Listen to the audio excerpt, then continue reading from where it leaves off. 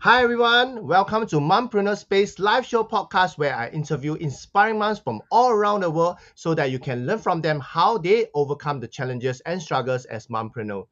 I'm your host Kenneth Chu and today is 113th episode of Mompreneur Space live show podcast.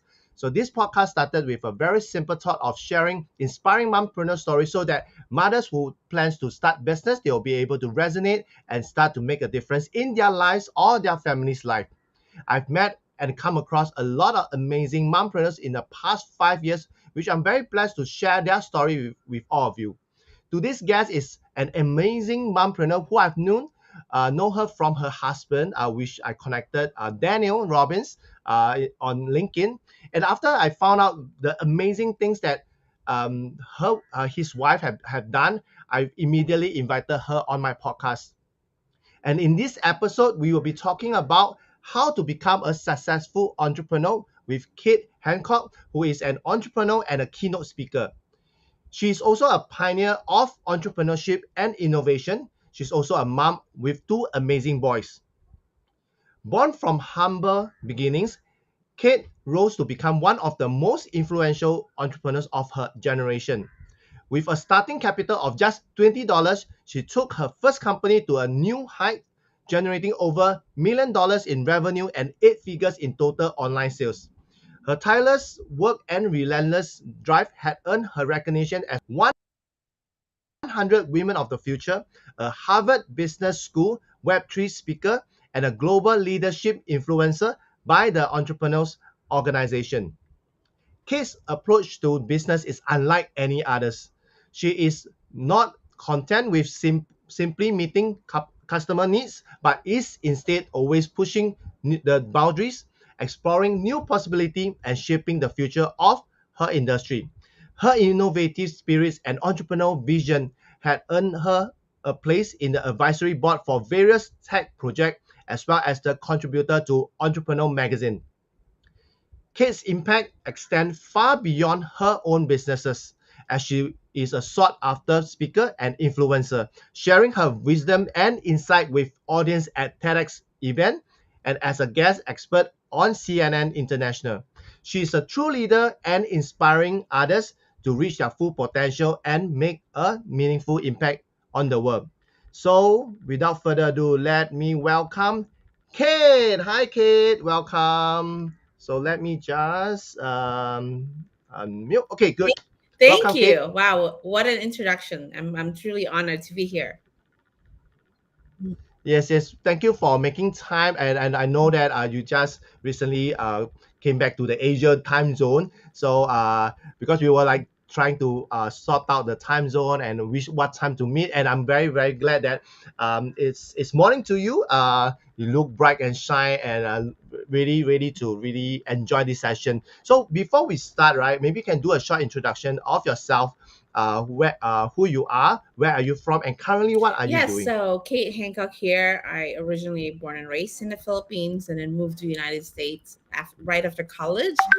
And I run different businesses. I started with e-commerce. Now I run boutique hotels, very different industry. I do advisory board to different tech project and in the virtual assistant companies. So it's kind of like having a solar system. Yeah, I can see. Welcome, your little Yes, puppy, so right? sorry, Dan. Yeah, so what? No worries, no worries. Yeah. So for yourself, I know that you are a mother with two beautiful kids, right? Two boys. So they are like 19 and 16, Yes, right? yes, two boys. Mm. So are they currently at California or are they Yeah, currently with they you are in in Philippines? California.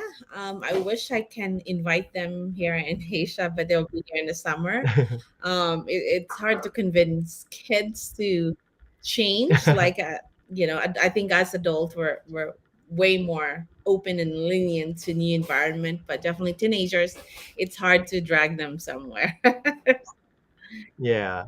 So how do you get yourself in this space, especially as a mom? Were you in the entrepreneur space after you became a mom, or was it You know before? what? I grew up in a family business, so that environment Mm. really motivated me. Like, my grandmother created this recipe in the Philippines, and my aunt scaled it to become an enterprise. So you started with a small recipe, with a small store, and now they have the whole national distribution in the whole country. So seeing that how the family worked together and it scaled it into a bigger company, that was my inspiration. So when I moved to the US, I kind of, just trying to figure out like what should I do, and I get dabble into e-commerce. I was, starting from doing so many minimal job. I was giving food sample at Costco. So I was popular Wow. not because they've noticed me, but because what I was giving was free. And one day Wow. I listed items online through Amazon. One of the manager at Amazon told me that any items that ends with 0 or 9 is a clearance item. So I was working there. I was actually working as a brand ambassador for a skincare company at that time, and so I list one item, and it was a clearance beauty products, and I sold 2 items that day, and after 12 months, I scale it to $1 million business without zero capital. So I was doing product Wow. arbitrage, leveraging clearance items. At that time, you can sell items without having to have the inventory because Prime doesn't exist at the time, if you're familiar with Amazon. But now you can't do that. It's hard to do the business now. But yeah, I was able to scale so fast. It's fun and scary at the same time, but that's how I started. Wow. So how old were you when you first started your I first think I was business? 31 when I first started my business. Hmm. Yeah, it was definitely a fun and excited. I've never made so much money in my entire life. I was packing and shipping at 12 midnight, and I remember my neighbors complain that the cracking of my tape disturbs her at night. So she wants to kick me out. That like the zapping Yes, sound, like right? The that zapping sound. cracking of the tape. And she said, like, I can't sleep. So I got matured and rented my own office space, and it was very scary process that, oh my God, I'm gonna be a pro of having, an office or a garage. And so it's scary when you make decisions like that. And I got to share this story because my neighbors wanting to kick me out, and so I actually rented a uh, a place, in a retirement community. And it was California is very expensive if you want to buy a house. Like, you can't even buy anything below 500,000 at that time, 500,000 US dollars. So I was Wow. able to secure a place. This is actually an RV, Kenneth. It's a retired community by the water. It's like an RV community because I just want to place my products. And my father was there, and I got in trouble because that's supposed to be just, a home, not like a warehouse. But Okay. and so the So it be company. like it's a part part home and part warehouse. Yes, and so the association told me, "Oh, you can't operate the business in that property." So I have no choice but to sell that property, right? And after a year, after a year of utilizing as a warehouse, I actually made 50 grand profit doing nothing. So it's like, hey, they kicked me out, I made profit. Wow. So things like that just happen without you knowing. So was that your first property investment, and you realized that wow, property can just make money like that? Yes, that's true. And I ended up owning different properties, and I was investing a lot of lands actually and flipping different properties in the US. Yes, and I have acquired different properties after that. Wow. So you were saying that you start your first company and first business in when you were 31, right? So what were you doing previously, like before Well, 31? I was a stay-at-home mom. I was raising my two kids, and it was very difficult. I mean, I know I was meant to something bigger, and but when you're a mom in the U.S., it's not like being a mom in Asia where you can get a lot of help. I mean, nanny is very expensive, Mm. right? So you have to do it on your Oh yeah. own, and you don't have any support, and so it's not easy to be a mom in the U.S. And Mm. so, you know, I was a full-time stay-at-home mom raising my two boys. Wow. So I believe that also tells a lot of mothers out there, right? Even you are at 31, you still can start a business and start $1 million business. Nothing is going to hold you Yeah, back, right? absolutely. A lot of successful women didn't start until like 50s, and they build all unicorn companies. So I don't think age is something that we need to factor in. I think it's even better. You're more mature. You have a better network. I mean, it's good to start early, but age should not be a factor for you to run a successful business. Yes, and that is also the part that the topic of our episode, right, is to how to be a successful entrepreneur. So like you mentioned, there's no age limit. You can start business at any point of time, even at 50s, right? And we know that the founder of Kentucky Fried Chicken, KFC, he started at the very late age, right? And now all of us would know Kentucky Fried Chicken or KFC for short. So is there a formula, like for your case? I know that you are running multiple businesses, you're a serial entrepreneur, and before we start, right, you were telling me, oh, you're going to start this new VA agency. There's a PR firm, that this and that. And how do you manage? Is there a formula on how to become a successful entrepreneur? And what is your definition of a successful entrepreneur? Yeah, I think first I'm going to answer the last question. What is the definition of successful entrepreneur?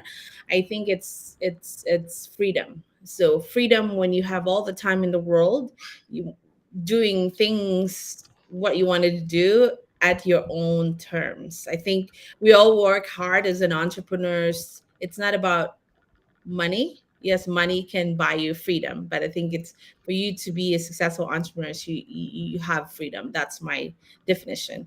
How to become a successful entrepreneur is a lot of layers for you to be a successful entrepreneur. First, you need to create a product that consumer needs, and you have to make sure creating a product that you're solving a problem, you Yep. know, and having the right team is crucial for your business to scale. Having the right mindset as you as a leader, you need to be, you know, you need to have the right mentors and focus into self-development, because you might think you're great this year, but in the next few years as you scale, you need to have a different mindset to embrace that Yep. growth. Systems and processes is very important. Just like the KFC, they have their processes. Whoever is flipping the burger is different than who's doing the fries, Yep. and that's how you scale, not you doing all the work. I think as a startup mom or any entrepreneurs tend to control everything. We're a control freak. Trust me, I've been there. And when you operate that way, you're only going to be good as your hand can reach. For you Mm. to be successful entrepreneurs, so you have the team, can do all the work. You as a CEO should just be thinking about strategy, culture. But again, having the right team in the right seats, products, you need to have capital, cash flow. That's like a gas in your car. You need to Yep. have gas to run your car. Now we understand in the beginning it's very difficult for you to start a business without having capital, but there's other ways that you can do to scale a business slowly. Once you get funding, then you know, I bootstrap all my companies, so I didn't get a Mm. chance to have the leverage and luxury of having someone funded me. But I like to have control, and I run my companies. But definitely, there's some, you know, some of my companies definitely need some funding for it to scale.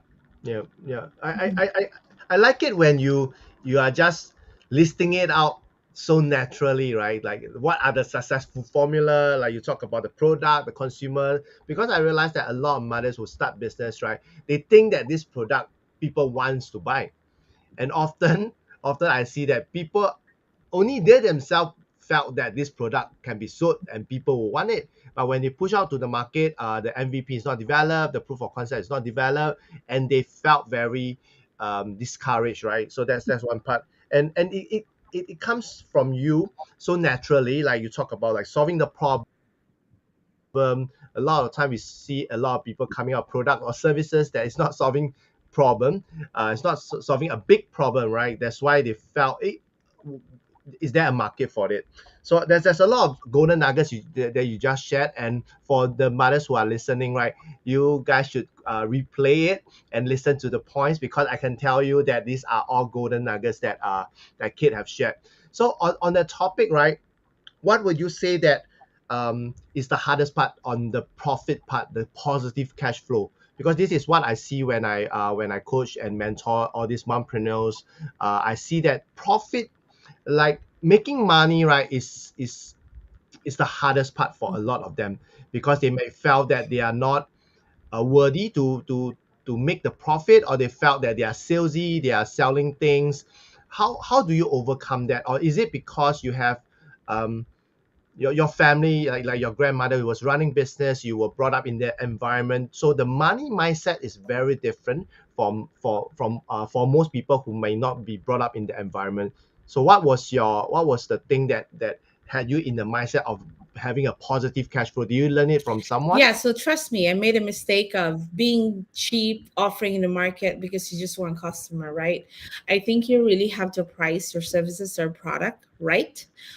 Calculating your time, making sure you're playing a margin that makes sense for you. It is a problem, and I have to say I struggled with that one in the past, and I'm still working on that. We call it money blockage. We think we're not worthy of charging what we should be charging. We feel like I'm going to charge people less because I want them to try me first. Well, there's you can do that too, but you can't sustain that for long term. So price your product or services right. Make sure you have a good enough profit. I think 20% net profit. What I mean by that is that's not revenue, whatever is left over without you getting paid. You have to calculate your product or services really right, that you have a net profit. 20% is about very good. The national average in the US to any industry across industries 11%. I know food and restaurant, that's you play about 5% because your food's gonna get rotten and bad, and then that's a hard business, right? Because the timing, your supply is perishable. But if you're offering something that services that you can use talent, you should be able to price it really right.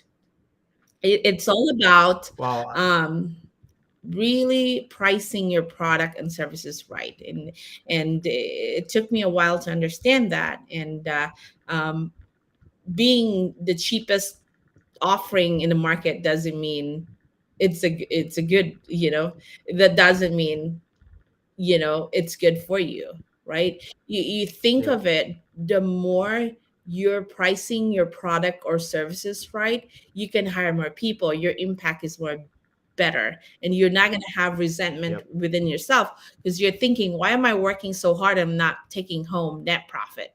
You're thinking of it, oh, I have money in the bank coming in, but after paying all your expenses, nothing left. So what is the point of you doing a business? That's not a business, that's a hobby. Yeah.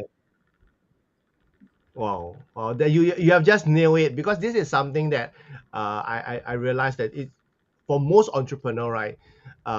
There's always resentment when they are not making a profit, or they're not making money enough, and sometimes even you net all the profit, they are earning much lesser than when they were working for Mhm. people, right? And but they are working 10 times or 100 times even harder than working for in a job, right? So that's where I felt that a lot of people felt that, oh, entrepreneur is not for me and all that, because it always goes down to the part which is the profit part, whether are they making enough.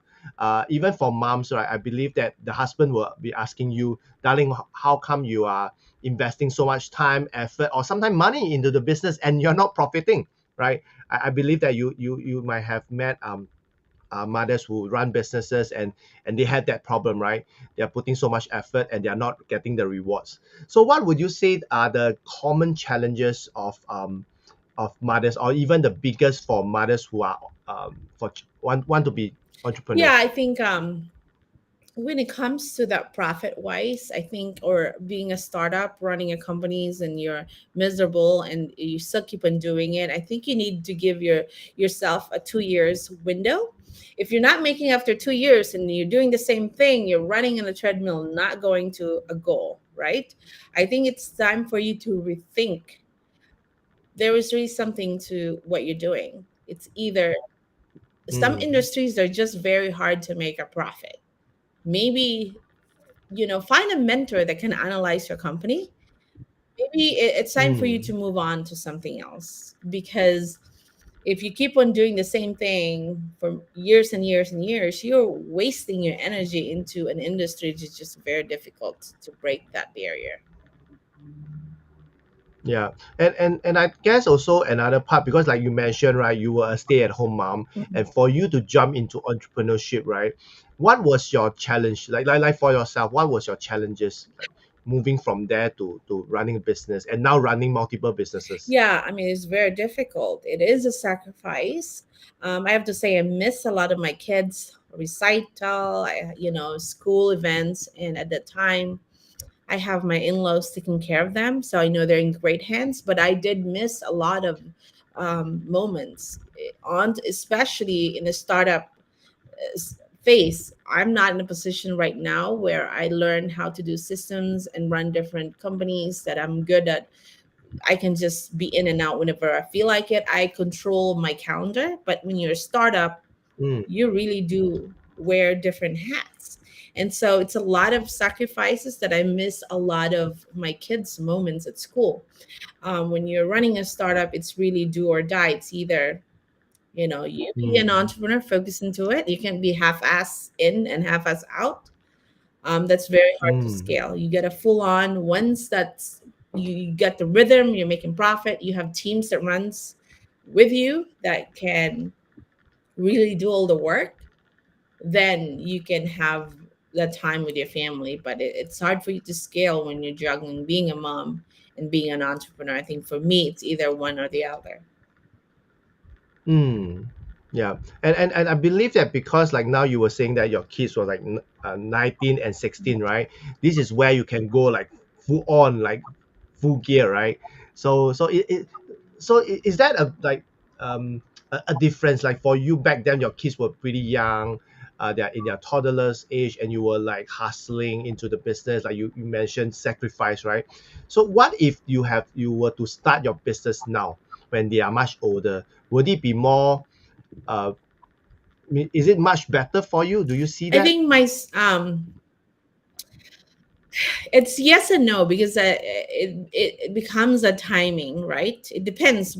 Just because my kids are older, but if I'm not very, if I don't have the grit and eyes for business, um, then it's not for Mm, me, right? It really depends on who you are.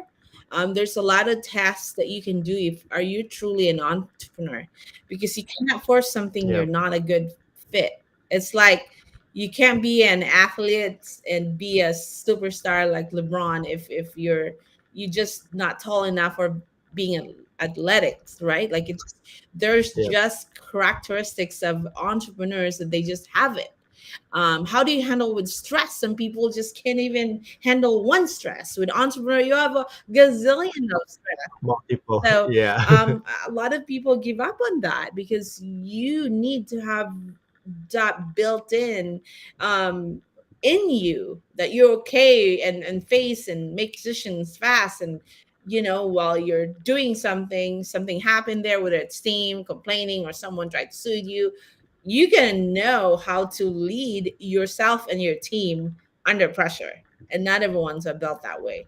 I'm not saying you not anyone can be an entrepreneur, but some people are just talented and have the right skill sets and mindset to do it, and it just flows beautifully. Yeah, and you talk about the characteristic of an entrepreneur, right? Or maybe someone who's meant to be an entrepreneur. What would be the common characteristic of being a successful entrepreneur, as per se, since our topic is about being successful I think entrepreneur? grit is very important. Grit, it just you needed that. I think and if you're not very good at it, partner with someone who's very tough that can deal under pressure. I mean, you don't have you don't have to do it all, right? You can, if you're not very strong into other parts of the business, then partner someone who has that skill sets, and that's you become a power of a team, and then you can run companies. Some people are just visionary, they're just an idea person, ideas biz, like so many ideas every second of the day, but like, you need to have someone that can mellow you down, like, hey, is this really make sense? Because if you're an idea person, you need someone that can execute your idea. Some people are Mm, built in that they can do both, but that's very rare, right? But idea yeah. person normally tend to cannot execute because you're just busy thinking of new ideas. Yeah, yeah, yeah. You have just said, because I'm that visionary, I'm that idea person. So I'm always constantly finding that person that could help me to finish up whatever I Mhm. started, right? Because idea people, we are very good at starting, but we are very bad at executing or even ending it, right? To sustain it. So you have just nailed it. I think this is also a very important for a lot of entrepreneurs, especially for mompreneurs, right? Is to really have that awareness what type of entrepreneur you are, what type of characteristic you have in order to even run a business successfully. Because I believe that you and your husband Daniel, right? You guys have I, I I see that both of you are very different. You complement each other. Is that the reason why both of you started business together or running business together? Is that a reason, like you need a tag team, be it whether is it your husband or be it a business partner, right? What would you say uh, to all the mothers out there in finding partners, Yeah, especially business so partners? I started the companies myself, and then Dan joined in. He runs the PR and marketing side of things. He runs his own company. I'm just part of his company. I'm an advisory board. He helps me doing the marketing of the different industries that I'm doing. But like, it's very difficult to work as a husband and wife. Is one's Mm. gonna be the A player, and so both of you need to be embracing what's your strength and be okay with, Mm. making sure the roles and responsibility are super clear, that you're not gonna overlap. Like, this Mm. is your department, I shouldn't be part of it. If you're a person that wanting to control and do everything, and it would drive the person crazy, right? So I stay in my lane, and I would tell Dan, my partner, my husband, like, hey, that's not my lane, so that's your responsibility. And so if he needs something when it comes to strategy, then I would jump in. But having a clear roles and responsibilities, how you can make it very nicely. Yeah, I like that because a lot of mompreneurs that I spoke to, right, their husband is always like for most of them they are doing e-commerce, right? The husband will be the delivery man, the packer, and sometimes like you mentioned, right, there's always overlap. Like, is this business or this is this a marriage, right? Are we like Yeah. it will jeopardize, it will affect the relationship or the marriage in somehow, right? And say and you say about the you being the leader, right, to lead this, you are the one going to call the shot, but sometimes as partners, right, or even your spouse, we tend to be overly concerned, and we over like kind of like step overboard and start to lead where the roles and responsibility was not being Mhm. rolled out, right, not very Mhm. clear. So would it be do you have any tips for those mothers who wants to where their husband or their spouse are in the business, Is there any tips for them to how to draw the line, or when not to draw the line, and when to tell their spouse, like, I think it's better for you not to be in the business? Is there any tips for Yeah, that? if both of you cannot agree with everything, that's going to be very difficult. So maybe have a mediator, like, hey, these are your roles. That's my roles. I'm just lucky that Dan is okay with his lane, and he's very understanding, and he understands himself, hey, that's not my strength. I'm okay with you doing it. Most people, they think they're great at everything. Those are the dangerous partner, right? Yeah. Even though they're not. Or Mm.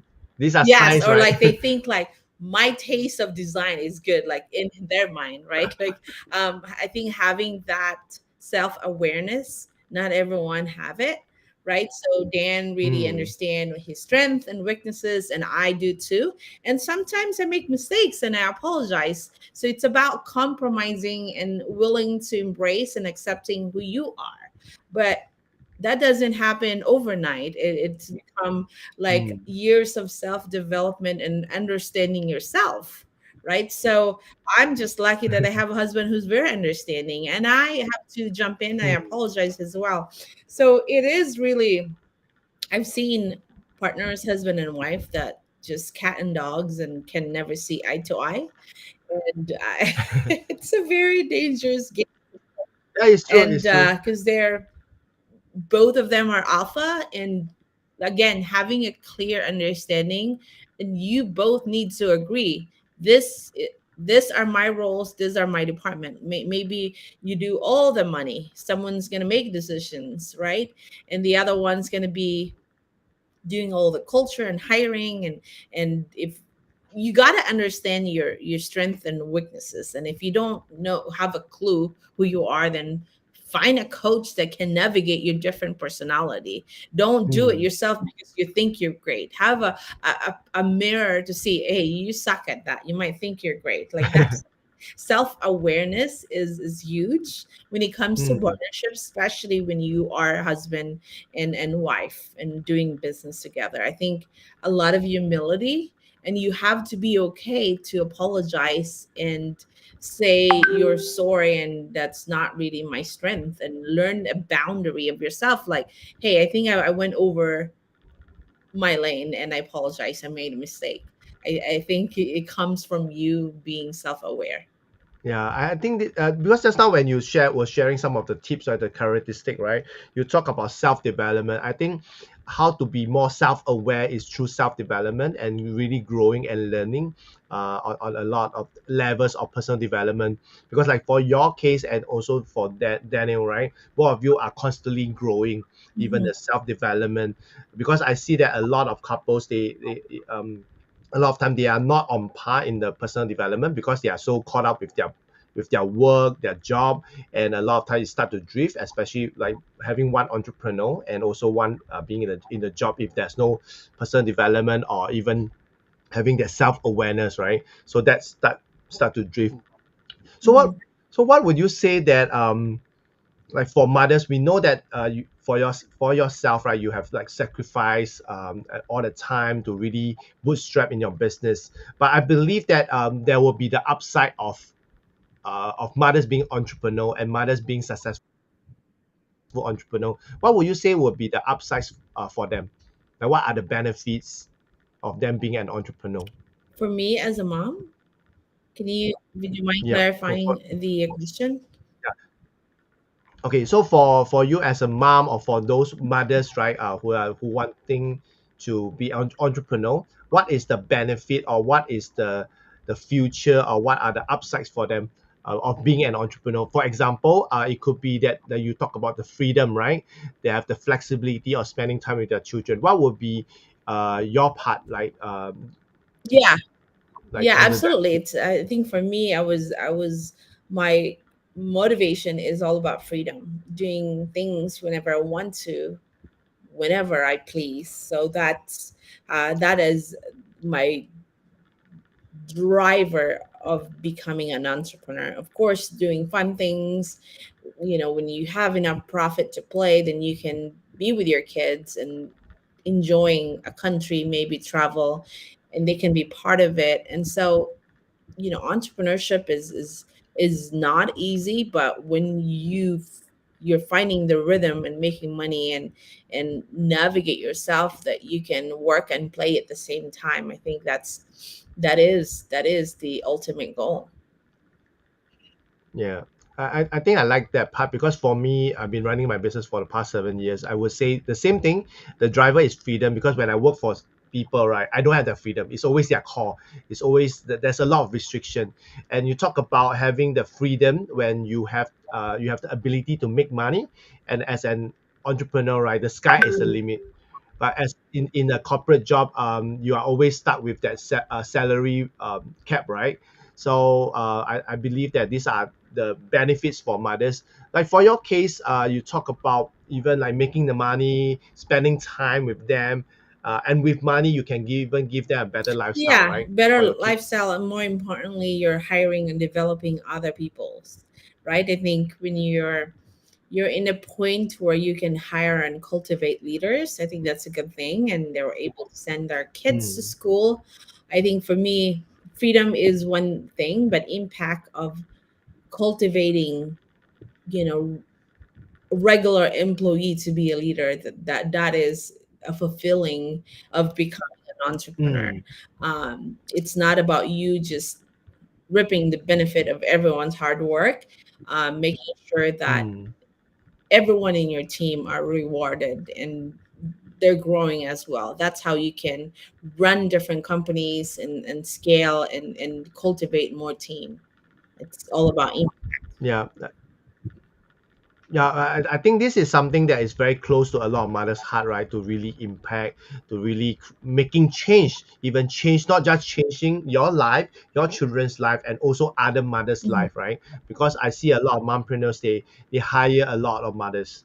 They hire mothers who are on the flexible working hours so that they can balance they working and also taking care of the kids because mompreneurs want to help other mothers to have that flexibility, to have that ability, to have that financial independence to really feed their home, feed their family, taking care of their kids and giving them a better Mhm. life.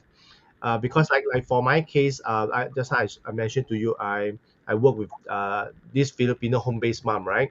So basically, they train them to be virtual assistant so that they can earn more at the comfort of their home remotely. So this is just one of the ways that a mothers can get their life changed. Because I heard that even like working in Philippines, um, the wages are not as promising as you work as a virtual assistant. And a lot of time they want the mothers are struggling of taking care of their kids because by the time they reach home after a long days of work with the terrible traffic that is out there, it's hard for them to even spend time with their children. Yeah. So so what would be for your case on balancing? Is that like for you, do you believe in balancing, or for you is either is binary, either this or that? Well, I think balancing it's a word that's very hard to juggle, right? I think it's all about compromising and embracing what you have and navigating it what works for you, right? Because when you're trying to force yourself, oh, I need to balance this or that, I think the word is compromising. And when it comes to mom Mm, and hiring virtual assistants, my resort manager, she's actually a single mom, and I tend to hire a lot of moms, and I'm very flexible with their time where they can only work at nights. So I place them in works where they can do, whether it's helping clients, doing their LinkedIn growth or social media, because then they can work way more flexible at night. So I have a lot of single moms mm, or new moms that's working for me, because I think navigating their schedule what makes sense, but at the same time, I made sure that they have a days off of sleeping correctly, mm, because you cannot, as a human being, you cannot function not sleeping regular time, right? The time zone yeah, difference and disruptive sleep means emotional disorder. I mean, that's not disorder, but it's chaotic in your mental health, right? So yeah, making sure that you're taking care of your health and sleeping at the right hours, whether it's 8 hours, 7 hours, what makes sense for you. And so it's all about really about merging your life and compromising. I think balancing is very hard. I think it's embracing what you have and work what makes sense for you at that time.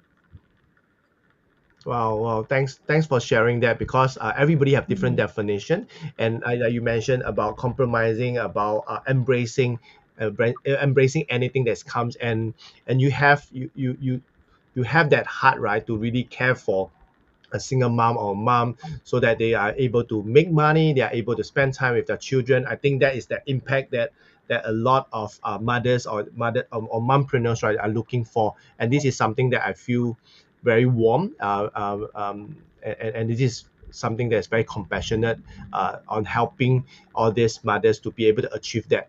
So like time really flies. I love really talking to you and having you to share so many golden nuggets. Like in from the beginning to now, right? You have shared a lot of golden nuggets. I believe that the audience have already take notes and write them down. So, what would be your last advice, that you will give for to mothers, right, who want to start their business, or between balancing or even embracing motherhood and Yeah, I think business? figuring out what's your exit strategy. Is this legacy business?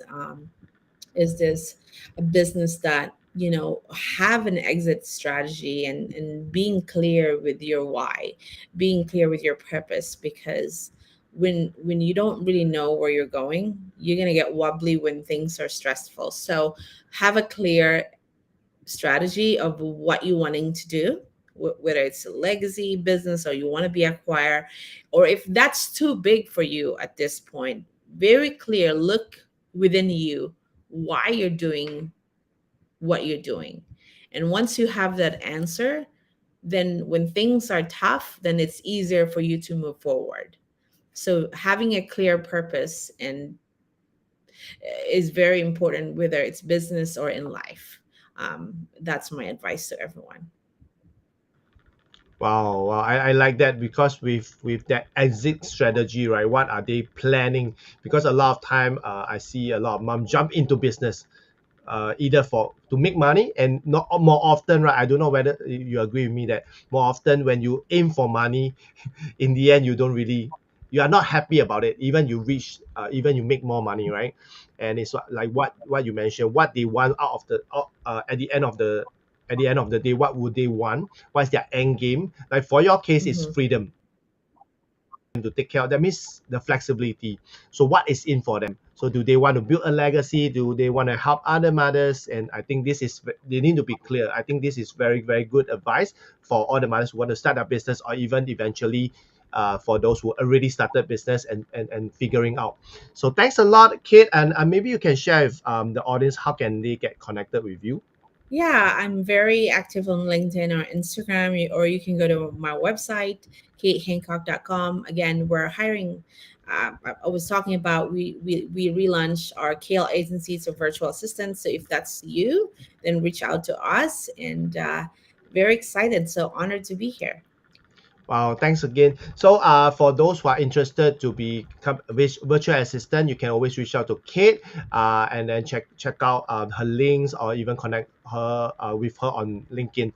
So, once again, thanks, Kate, for spending time sharing with all these great tips, great strategy, or even the golden nuggets that you have shared with us. And I believe that a lot of audience will take away from you, and even get connected with you, because you are a very good mentor, you are a very good role model, and I'm looking forward for more things that you are going to lay a legacy and impact a lot more people. So once again, thanks, Kate, and thanks for those who are tuning in, for those who uh, are watching it on podcast. Once again, thanks a lot Thank for you. coming to Mompreneur Space live show podcast, where I interview mompreneurs from all around the world. And today we have Kate Hancock onto the show, and I shall see you guys in the next episode. Thank you, everyone. Thanks, Kate. Bye. Thank you. Bye bye.